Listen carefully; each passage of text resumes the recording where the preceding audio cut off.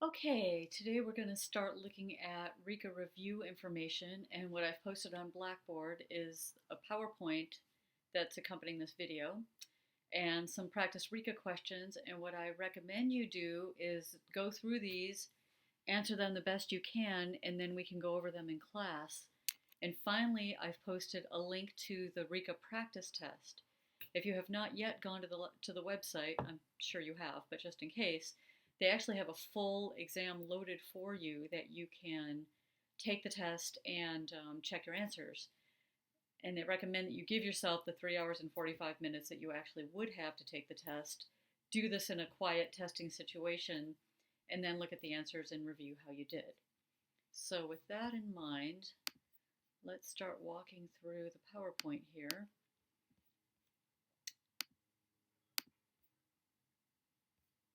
And first we'll just go over some basics about the exam itself. So some of the things it covers are phonemic and phonological awareness, phonics and sight words, vocabulary, reading comprehension, fluency and prosody, academic language, background knowledge, differentiated instruction, and universal access. So we'll talk about these, and then in class we will have opportunities to do practice questions and go over any of this. So what Zerillo recommends, and by the way, if you don't have your copy of Zerillo handy, you should probably get it. I'm going to grab mine right now. Hang on. So this is the latest version, ready for RICA, 4th edition by James Zerillo. Some of you may have the 3rd edition, ready for revised RICA, which is green. Both of them are fine. But what he recommends is you give yourself about 90 minutes to do the multiple choice questions. Remember, there are 70 of them, 60 count towards your score. There are 2 short essay questions for 75 to 125 words, and he recommends you give yourself about 15 minutes for each of those essays. 2 of the longer essays, 150 to 300 words, and he recommends about 25 minutes for each of those, and the case study, and he recommends you give yourself an hour. What I was going to say is that he does a really good discussion about writing the essay and giving yourself time on the test. So if you've not yet played with this book or haven't looked at it since we looked at it in 462, it's time to break it out and take a look. So the multiple choice questions include content type of questions, contextual questions like given a classroom scenario or a child in a class, what would you do? Remember, there will be long and complicated stems with long responses, and there are usually 3 or 4 right answers in the responses. Some are just more right than others. So it's good to practice the exam posted by RICA because it'll give you an idea of how they perceive the test. They are more constructivist and try to give students opportunities to learn without it being such direct instruction. But I think if you do the practice test, it'll give you a good feel for what they're looking for because you can see what the right answers are. Okay, so when you're writing the essays, and this comes from my own experience as a grader, remember this is not creative writing. You're not trying to be interesting, engaging. I hate saying that because you should always be. But really, since you're limited in word count and they really hold you to that, I think the computer will cut you off. You want to make sure you just get right to the point. You can maybe repeat the question for yourself to make sure you got it, but state the challenge or the issue. What's the problem? Explain and describe a strategy. What would you do to support this child in fixing this problem? And assume the reader doesn't know the strategy, so you have to explain it. You don't have to go into long explanation, but make sure that you describe it well enough for that someone that doesn't know it will be able to understand what you're talking about. If it asks for some kind of lesson or support for a child, create a lesson that has modeling, guided practice, and feedback. And most importantly, why would this strategy be effective? This is absolutely essential because even if it's sort of a lame strategy or you didn't explain it well, if you can support by saying why it would be effective, that would be, I found that turned around several essays for me. Okay, especially with a longer essay, what I recommend and what Zerillo recommends too is that you use subtitles, particularly in the case study. Make sure you answer each part of the question. So the case study is the most complex. So make sure that you identify 3 reading issues like they ask for, and you could even in your first section of your essay title it 3 reading issues, 1 need, 1 strength, however you break it up. Then 2 strategies for supporting that child with those issues, so strategy 1, strategy 2, and why they would be effective. You used to be able to add drawings or diagrams. That may not be possible now on the computer, but if you can do something, feel free, but I don't think it's too likely. Okay, so the planning for instruction part, about 10% of the questions are addressed here, and I'm not going to actually pull up a different table to look at for this. So let me get out of this PowerPoint, and I'll be back in a minute. Okay, looking at this chart in this document, by the way, is posted there in Blackboard. So for planning for instruction, about 10% of the exam addresses planning for instruction. These are mostly on multiple choice. There are no essay questions regarding this.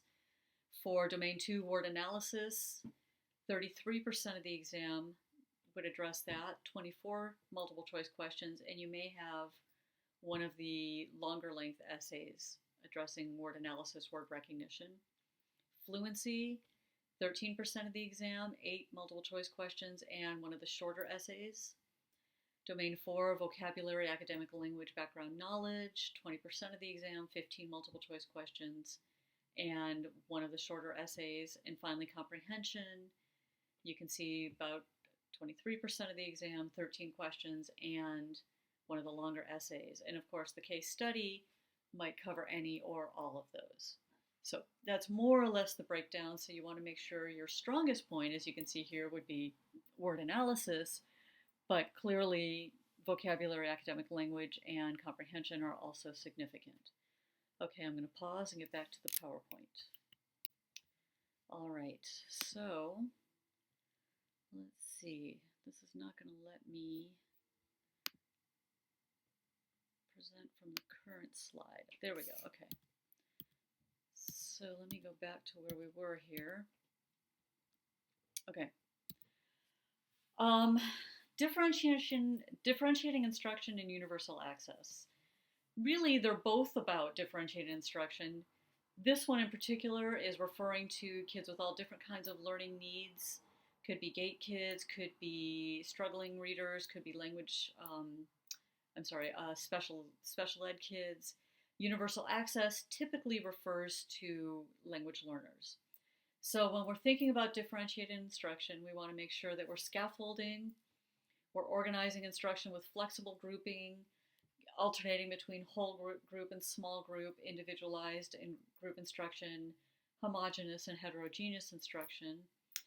We want to make sure that we include multiple modalities, that we break things down in chunk instruction, give kids concrete examples, provide opportunities for independent practice, positive reinforcement, have a literacy-rich environment, so lots of language and labels, and finally making sure that we have appropriate reading materials both for their reading levels and interest levels.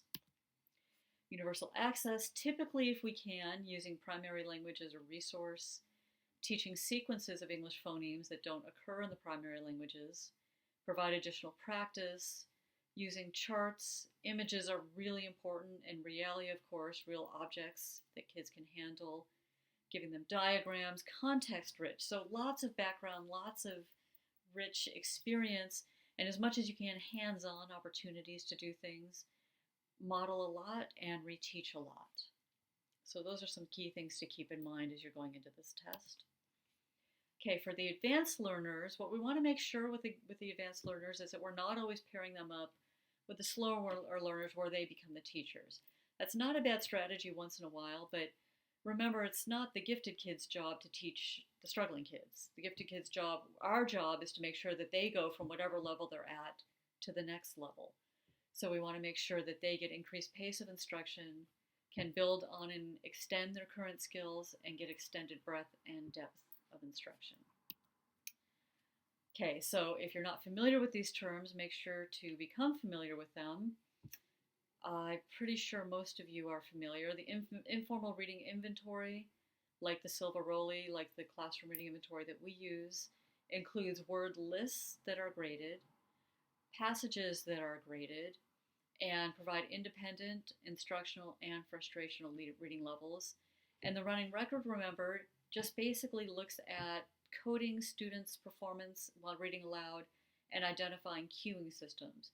So in the informal reading inventory or the classroom reading inventory, we also can do it as a running record and check cueing systems, but it takes us to that next level with reading comprehension and identifying specific comprehension issues.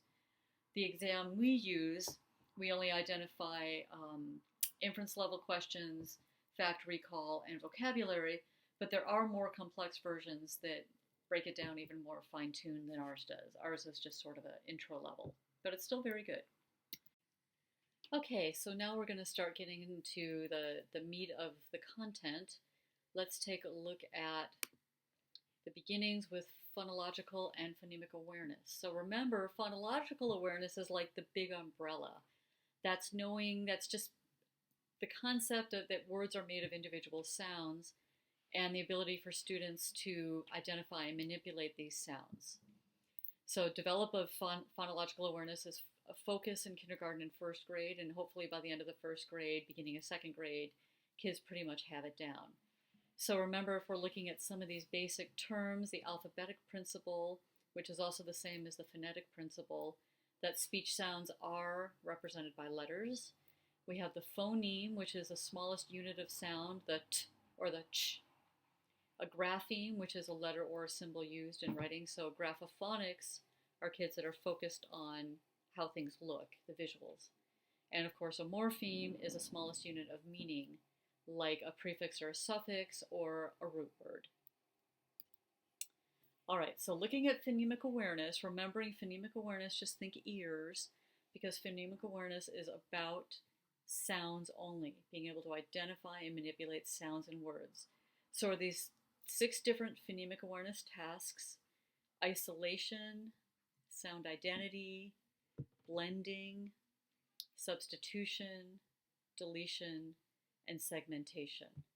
So what I recommend you do right now is take a moment. I'm going to post a chart, or you can create your own chart where you can start capturing different strategies that address different issues. So write down 1 or 2 strategies that you think are good for teaching phonemic awareness.